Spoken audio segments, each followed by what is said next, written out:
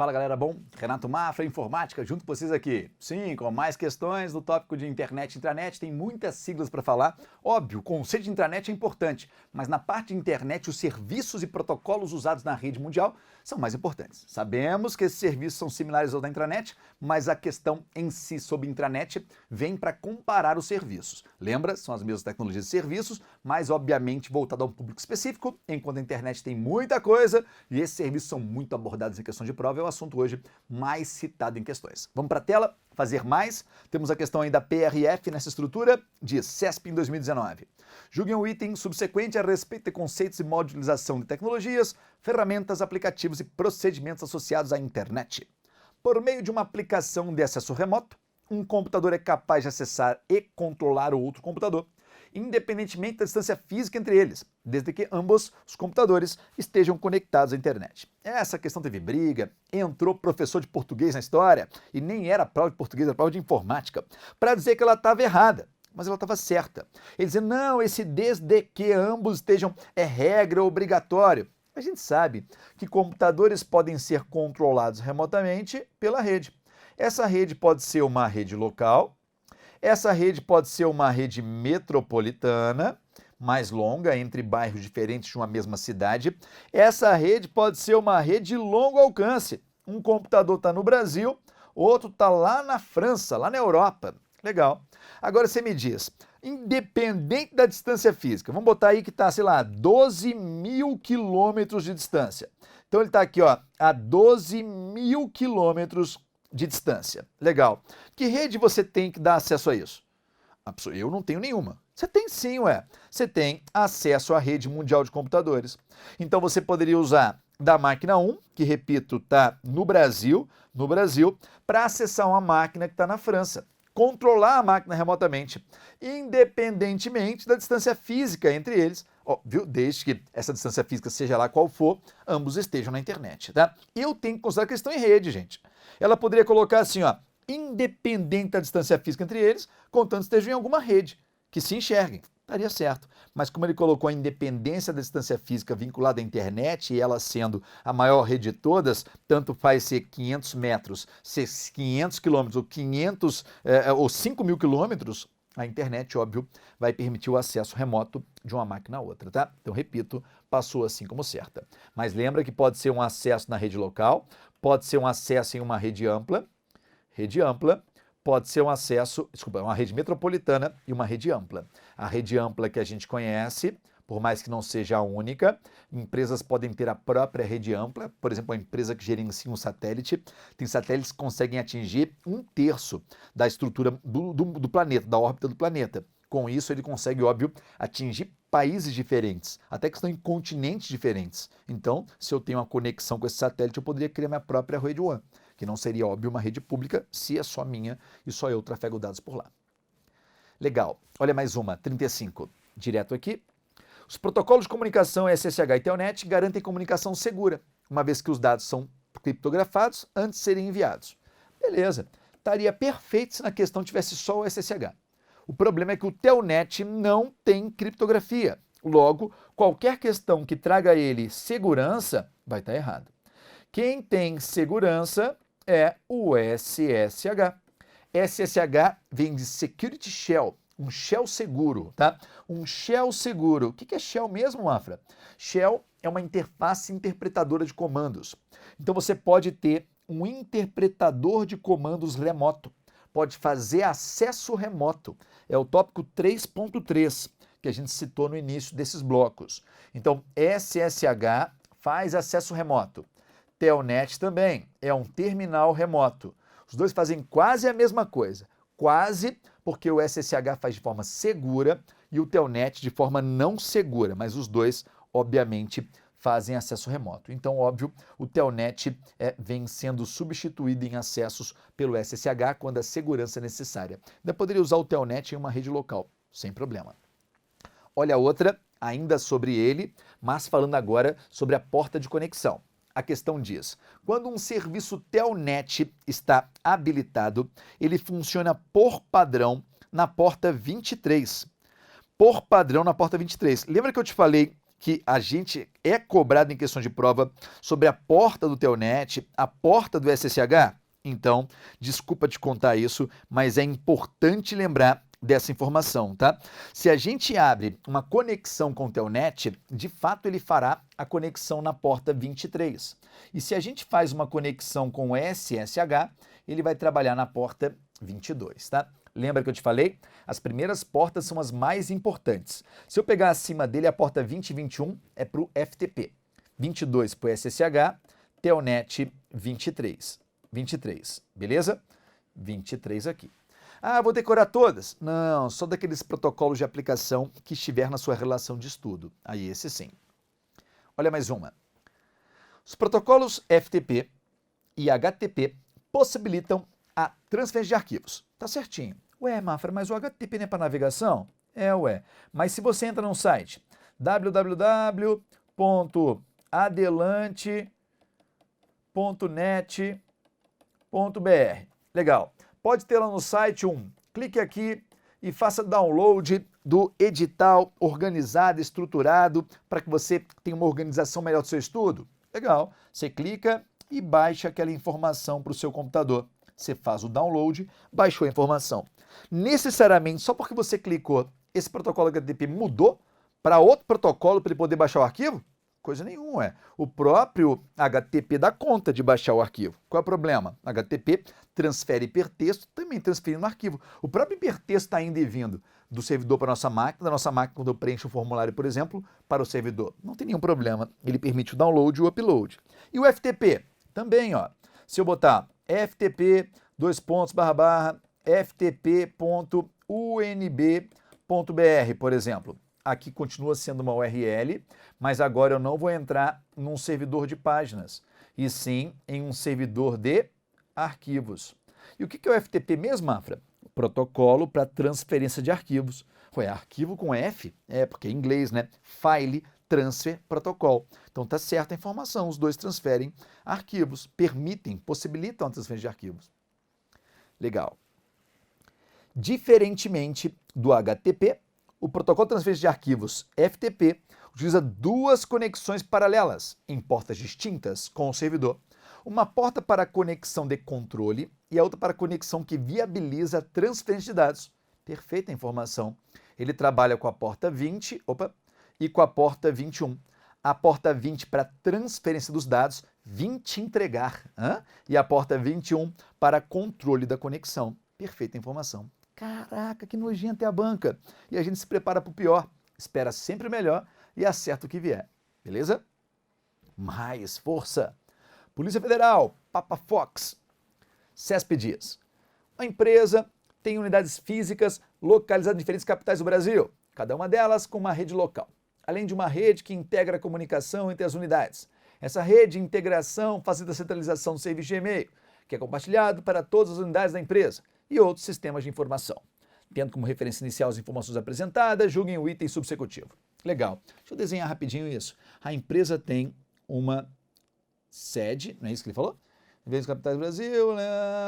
Integra a comunicação. Legal. Ela tem uma rede que integra a comunicação. Rede de integração facilita a centralização do e-mail. Então o e-mail está centralizado nesse servidor aqui. É o que ele diz, tá? A rede compartilha para todas as unidades da empresa as informações daqui. Então ele vai distribuir para as outras máquinas aqui, ó. Filial 1, distribuir.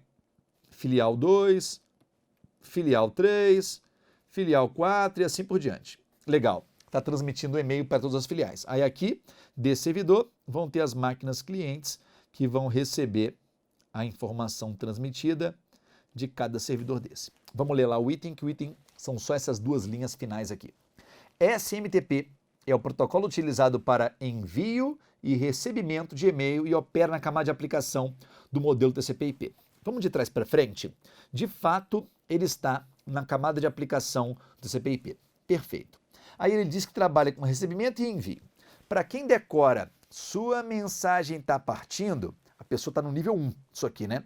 Quem decora que o protocolo SMTP tem que ser lembrado assim, perderia essa questão por não saber que ele também recebe. Ué, como assim? Eu aprendi, professor, sua mensagem está partindo.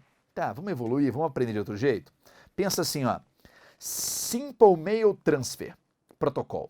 Ai, ficou em inglês. É protocolo para transferência de correio. Protocolo para transferência de correio. Por que você tem que entender assim? Porque a transferência, se eu conseguir escrever, a transferência de correio, ela vai acontecer nos dois sentidos. Ela vai acontecer do servidor 1 mandando para o servidor 2 e o servidor 2 recebendo pelo SMTP. Logo, a questão está certa. A banca não está citando o cliente Gmail. Se ela citasse assim, ó, em um computador do usuário, o software cliente de e-mail, software responsável por gerir e-mail à caixa postal, utiliza o SMTP para enviar e para receber, estava errado, estava errado. Se você falou do cliente de e-mail, da nossa máquina, do nosso programa, esse programa usará o SMTP no sentido único de enviar. Envia para o servidor, para o nosso servidor de e-mail. O nosso servidor de e-mail envia para o servidor de e-mail destinatário também pelo SMTP. Logo, o servidor destinatário olha e diz eu recebi pelo SMTP, porque de fato ele recebeu pelo SMTP. Agora, quando a gente baixar a mensagem para nosso computador, se a gente usa um cliente e-mail, ou a gente vai usar o POP ou vai usar o IMAP. Tem gente que fala IMAP. Eu digo, fala do jeito que você quiser, tá? Acertando na prova o que interessa. POP pode vir com o número 3, IMAP pode vir com o número 4. Se não vier, não tem briga. O 3 e o 4 são as versões. Mas pode vir só POP, Post Office, ou seja, protocolo de correio, e IMAP, protocolo de acesso a mensagens de internet, tá? Repito, pode vir sem o número. Então lembra, falou do cliente de e-mail, SMTP só envia. Entre os servidores, e foi o que a banca citou aqui, a empresa tem redes. A rede dela está distribuída e centraliza a comunicação, o serviço de e-mail, que compartilha para outras instituições. Então, o envio e o recebimento entre os servidores será feito pelo SMTP. Beleza? Mas, olha do IMAP aqui a questão. Mensagens baixadas por meio da utilização do protocolo IMAP não são apagadas automaticamente do servidor, devido ao fato desse protocolo disponibilizar ao usuário mecanismos adicionais para manipular caixas de correio e suas mensagens diretamente do servidor. Legal, tá certo. O IMAP é mais moderno do que o POP. O IMAP, quando estabelece uma conexão com o servidor, ele simplesmente sincroniza o conteúdo que está no servidor para que ele apareça na máquina do usuário. E o acesso é feito remotamente. Você está vendo as mensagens aqui, quando na prática elas estão no servidor, remotamente acessíveis por meio do servidor. O IMAP faz isso. Se fosse um e-mail configurado com POP, o POP iria ao servidor, iria verificar quantas mensagens tem, baixaria as mensagens para a máquina, armazenando a mensagem e zerando o servidor. O protocolo POP, por padrão, ele apaga as mensagens do servidor. Ai, mas isso é um problema, eu não quero apagar as mensagens. Legal. Na configuração, marca a opção deixar cópia. Ah, mas o IMAP também é ruim, porque eu tento ler as mensagens offline e não consigo. A não ser que você não marque as opções. Você pode marcar lá no IMAP a opção permitir acesso offline. Aí você determina o período, o prazo que a mensagem vai ficar offline disponível no seu gerenciador de e-mail. Mafra, qual que é melhor hoje em dia? Na minha opinião, melhor é o IMAP. Primeiro, porque é mais moderno. Segundo, porque permite que eu gerencie pelo meu celular o e-mail que está na caixa postal, pelo meu notebook, pelo desktop, ou seja, eu posso ter acesso de diferentes equipamentos, até mesmo simultaneamente, à minha caixa de mensagens. Se eu usasse o POP e usasse vários dispositivos simultâneos, daria briga. Porque como ele não sincroniza as cópias, eu apagaria de um, não viria no outro que eu apaguei. Eu iria ler de um, não saberia no outro que eu apaguei. O POP faria uma bagunça. O POP só é legal se eu tiver pouca possibilidade de acessar a internet. Exemplo, eu moro num lugar muito longe da conexão internet mais próxima e de tempos em tempos eu vou para a cidade. Baixo as mensagens no meu computador e eu vou carregar a mensagem inteira aqui. Então, se eu carregar a mensagem inteira aqui, depois eu posso ver a mensagem e os anexos sem nenhuma conexão. Aí é legal usar o POP. já que eu não vou ter conexão àquele tempo, para estabelecer esse espelho de sincronismo entre o IMAP e entre o servidor. Então aí foi legal ter o POP. Tirando isso, se eu estou habitualmente conectado à internet e hoje em dia a galera fica na internet muito tempo, então basicamente o IMAP é mais legal, porque eu sincronizo cópias entre diferentes dispositivos. Vamos mais, força! Por meio de programas de correio eletrônico, denominados webmails, os usuários podem acessar suas contas a partir de computadores com acesso à internet. Legal, ele falou que é necessário ter internet para usar o programa webmail. Alguns brigariam com a questão e diriam: ai, mas o webmail não é um programa de correio eletrônico. Eu digo, é sim. Só que se você lembrar que o webmail é um programa, não vincule ele com um programa cliente. Quando falarem para você, um programa cliente, você vai pensar em um programa que está instalado no cliente. O webmail não está instalado no cliente, você não instala o webmail na sua máquina, você instala um programa cliente. Oxi, qual programa cliente é esse, Mafra? Pode ser, por exemplo, o Microsoft Outlook, programa gerenciador de e-mail que vem junto com o pacote Office. Além, não todas as versões, mas em várias versões do pacote Office. Pode ser o Mozilla Thunderbird, que também é um gerenciador de e-mail. Eles não são webmails. E o webmail fica onde? No servidor. O webmail é um programa web que fica no servidor. Como é que eu acesso esse servidor aí? Pode ser pela internet, não pode? Para acessar, por exemplo, vou usar um programa que acessa ele por meio da página. Que programa é esse, Mafra? É o navegador. Não é o navegador que me dá acesso às páginas?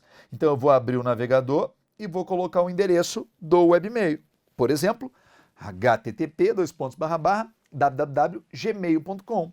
Aí o Gmail vai me dar acesso ao programa de e-mail do Gmail. E como é que se chama esse programa de e-mail do Gmail? Chama-se Webmail. Mas por que o nome tem web? Web não é a navegação? Então vai ser o correio pelo serviço de navegação. Vou ter que ter internet para isso? Obrigatoriamente, senão vai dar erro no acesso à página. Eu preciso configurar alguma coisa? Não, tem que configurar nada, basta entrar, colocar o usuário e a senha e acessar o meu e-mail. Beleza? Olha uma de streaming aqui. A respeito de streaming e compressão de áudio e vídeo, que é a ideia do codec, julguem os itens que se seguem. Streaming é uma forma de distribuir informações multimídia em uma rede por meio de pacotes, o que torna o download mais leve e rápido, possibilitando assim a audição e visualização dos arquivos enquanto o download é executado. Nossa, mole, eu te entreguei isso com a observação que eu fiz anteriormente. Em português, streaming é fluxo de mídia, tá? A galera tem, obviamente, alguns, né, tem o hábito de tratar o termo em inglês, porque fica mais bonito, né? Vou fazer uma streaming pelo YouTube. Legal, vai fazer um fluxo de mídia, vai transmitir à medida que o download acontece, a informação já permitirá audição e visualização. É uma streaming. Legal. Polícia Federal, CESP, no tópico sobre aplicativos de áudio e vídeo, né? 43. A respeito da utilização de tecnologias, ferramentas, aplicativos e procedimentos associados à internet e intranet, julguem o item. Nas aplicações multimídia, os fluxos de dados podem conter áudio e vídeo e metadados que viabilizam a sincronização de áudio e vídeo.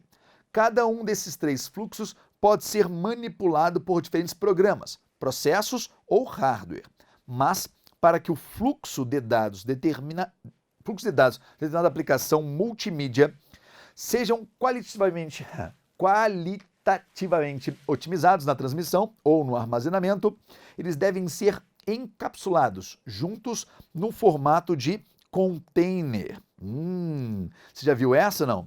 Container de arquivos. Será que existe isso? Um container de arquivos? E está perfeitamente certo. O contexto de container permite associar diferentes tipos de informação dentro de um mesmo conjunto de arquivos.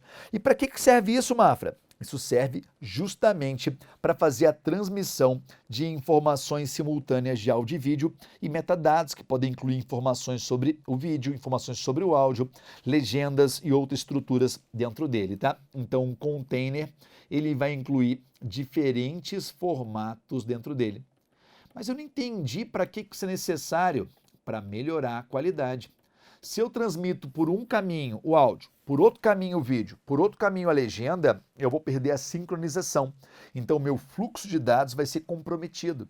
Então, para que o fluxo de dados dentro da aplicação seja qualitativamente otimizado, então eu vou transmitir de forma que tudo chegue junto e, óbvio, seja armazenado na mesma estrutura. Então, container perfeitamente colocado pela banca CESP, é para que você conheça o termo, tá? Tá certa a questão. Legal. Vamos matar aqui para fechar esse bloco com as informações a respeito desse que separei para o tópico 3, beleza? Ficou um pouco menor, chegando a 20 minutos, mas é bom te dar uma colher de chá e você já descansa de maneira antecipada. Valeu, galera, a gente se vê.